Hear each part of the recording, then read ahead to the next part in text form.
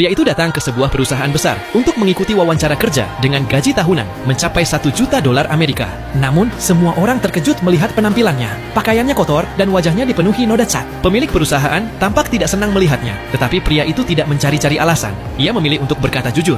Ia menjelaskan bahwa malam sebelumnya dirinya ditahan karena belum membayar tilang, sehingga ia tidak sempat mengganti pakaian. Mendengar penjelasannya, sang pemilik perusahaan mengejek sambil bertanya, "Kalau ada seseorang datang ke wawancara tanpa mengenakan baju, lalu aku tetap memberinya pekerjaan, menurutmu apa yang akan terjadi?" Pria itu tersenyum dan menjawab, "Berarti celananya pasti sangat bagus." Mendengar jawaban cerdas itu, sang pemilik perusahaan tertawa terbahak-bahak dan akhirnya memberinya kesempatan untuk mengikuti wawancara. Namun, tantangan yang sesungguhnya baru saja dimulai. Ada 20 peserta magang di perusahaan tersebut, dan hanya satu orang yang akan mendapatkan pekerjaan tetap. Hambatan terbesar adalah program magang itu tidak dibayar sama sekali. Pertanyaan paling berat baginya adalah bagaimana cara menghidupi putranya. Meski begitu, ia menolak untuk menyerah dan mulai bekerja keesokan harinya. Setiap hari, ia selalu datang paling awal ke kantor dan bekerja dengan penuh dedikasi. Ia menyelesaikan pekerjaannya lebih cepat agar bisa menjemput putranya tepat waktu sepulang sekolah. Seiring waktu, kesulitannya semakin bertambah karena tidak mampu membayar uang sewa. Ia dan putranya diusir dari rumah mereka. Mereka tidak memiliki tempat tinggal lagi. Malam itu, mereka tidur di toilet umum. Sang ayah menggelar beberapa lembar kertas di lantai agar putranya bisa tidur dengan nyaman.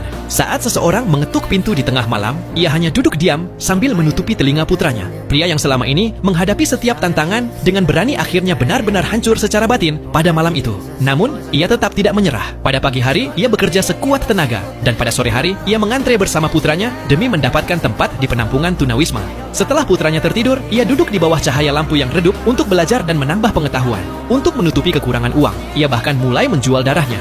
Dengan uang yang sangat sedikit itu, ia berusaha memenuhi kebutuhan dirinya dan putranya. Suatu hari, ia mendapat kesempatan untuk bertemu dengan klien penting. Klien tersebut memintanya datang ke kantor dalam waktu 20 menit.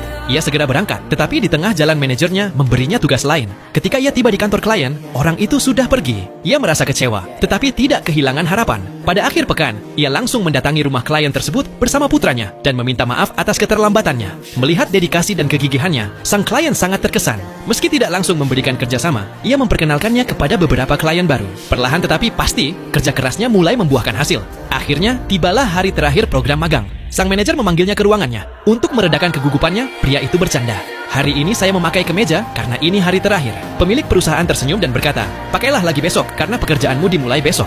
Mendengar hal itu, pria tersebut terdiam beberapa saat. Air mata kebahagiaan mulai menggenang di matanya. Setelah melewati perjuangan panjang dan berbagai kesulitan, kerja kerasnya akhirnya membuahkan hasil. Ia keluar dari kantor, bertepuk tangan untuk dirinya sendiri, lalu melangkah maju dengan senyuman. Ia semakin yakin bahwa kerja keras dan kesabaran akan selalu membuahkan hasil, cepat atau lambat.